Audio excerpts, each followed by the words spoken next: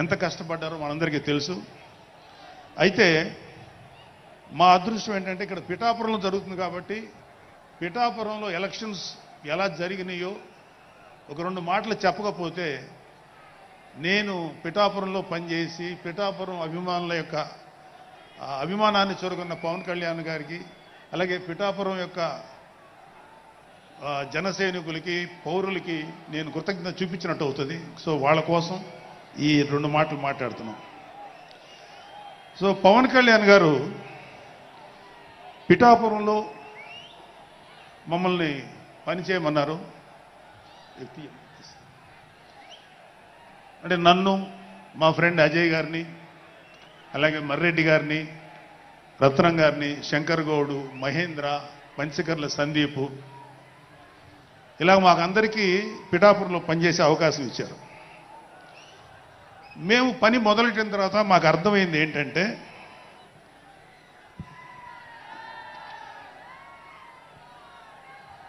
పవన్ కళ్యాణ్ గారికి ఆల్రెడీ ఇక్కడ విజయం ఖరారైంది. మనం ఓన్లీ పని చేస్తున్నట్టుగా ఉండడమే తప్ప మనం కొత్తగా చేయాల్సిన పని ఏమీ లేదు అని చెప్పి నాకు అర్థమైంది. నాకే కాదు మా అందరికీ అర్థమైంది. సో మేము దీన్ని ఎంత గొప్ప అదృష్టంగా తీసుకుంటున్నామంటే పవన్ కళ్యాణ్ గారు మీరు పని చేసేటువంటి మేము ఇక్కడ ఏదో పని చేసాం అనే తృప్తి మాకు ఇవ్వటం కోసం ఆయన ఈ మమ్మల్ని అపాయింట్ చేశారు తప్ప ఆయన గెలుస్తారన్నది, ఆయన అఖండ విజయం సాధిస్తారని ఆయనకు ముందే తెలుసు. కానీ ఆ సాటిస్ఫాక్షన్ మాకు ఇవ్వటం కోసం మాకు ఈ అవకాశం ఇచ్చారు. అయితే అది మా అదృష్టంగానే ఫీల్ అవుతున్నాం. చంద్రుడికో నూలు పోగులాగా ఆయన పడిన కష్టానికి ఒక చిన్న పని చేసామనే తృప్తి అయితే మాత్రం మాకు నిజంగానే ఉంది.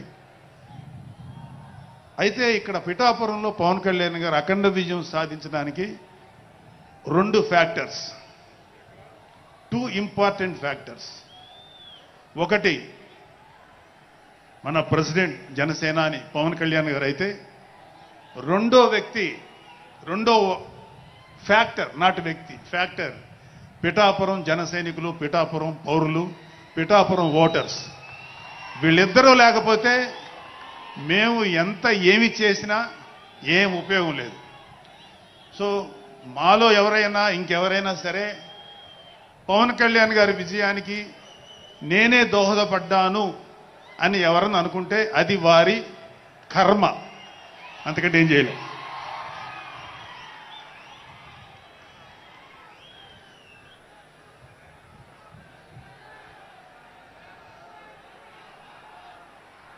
సో ఇక్కడ మన ప్రెసిడెంట్ పవన్ కళ్యాణ్ గారికి ఆయన గురించి చెప్పడానికి ఒక ఇంపార్టెంట్ విషయం చెప్పాలి.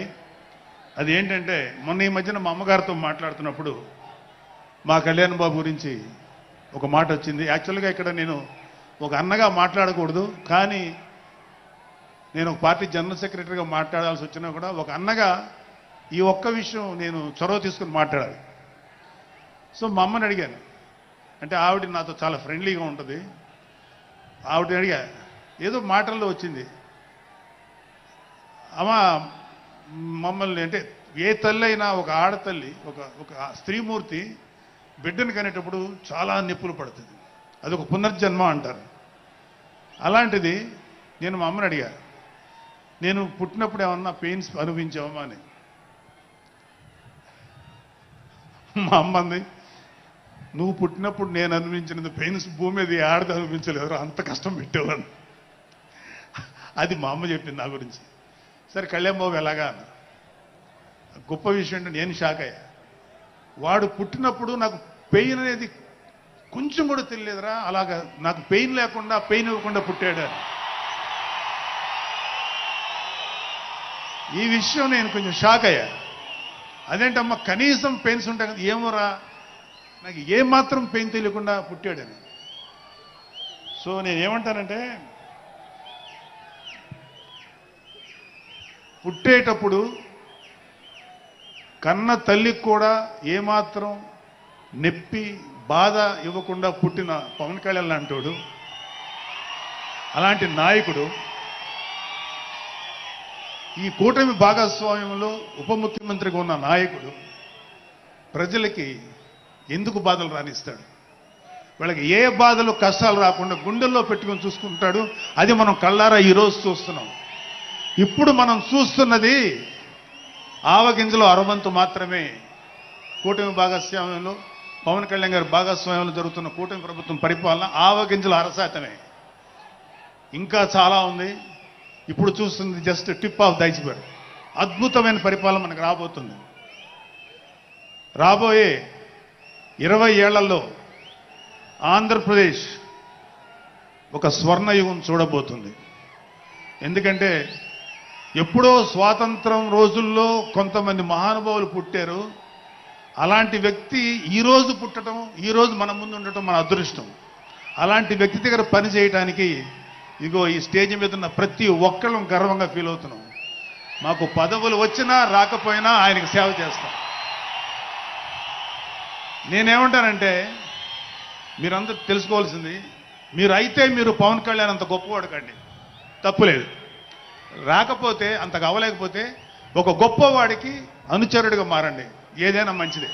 నేను ఆ పని చేశాను. రెండో పని, పవన్ కళ్యాణ్ గారు అంత గొప్పగా నేను అయ్యే దమ్ము లేదు, కానీ ఆయనకి అనుచరుడిగా మాత్రం నాకు అవకాశం ఇచ్చారు. అది నేను చాలా సంతోషపడతాను. ఎందుకంటే ఇవాళ కళ్యాణ్ బాబు లాంటి వ్యక్తి, ఇక్కడ ఉన్నటువంటి మా నాయకులు ఎవరైనా సరే, మేము చూస్తున్నది కేవలం ఒక జనరేషన్ కాదు, రాబోయే 3-4 జనరేషన్స్. అంటే మీరు, మీ పిల్లలు, మీ గ్రాండ్ చిల్డ్రన్ ఎంత మంచి ప్రపంచాన్ని చూడాలి, ఎంత మంచి జీవితాన్ని చూడాలి, ఎంత చక్కటి అవకాశాలు రావాలి అనేటువంటి ఆలోచనతోటే ముందుకెళ్తున్నాం. ఖచ్చితంగా రాబోయే 20 ఏళ్లలో ఇది జరిగి తీరుతుంది. పవన్ కళ్యాణ్ గారు ఒక జనరేషన్ కోసం కాదు, రాబోయే 2-3 జనరేషన్ల కోసం కూడా ఆలోచించగలిగేటువంటి గొప్ప నాయకుడు. ఇంకొక చిన్న విషయం ఏంటంటే, నాకు ఎమ్మెల్సీగా అవకాశం ఇచ్చినటువంటి మన ప్రెసిడెంట్ పవన్ కళ్యాణ్ గారికి నా హృదయపూర్వక కృతజ్ఞతలు. అలాగే నేను ఎమ్మెల్సీ కావటానికి నన్ను ప్రోత్సహించినటువంటి వ్యక్తులు, లేదా నేను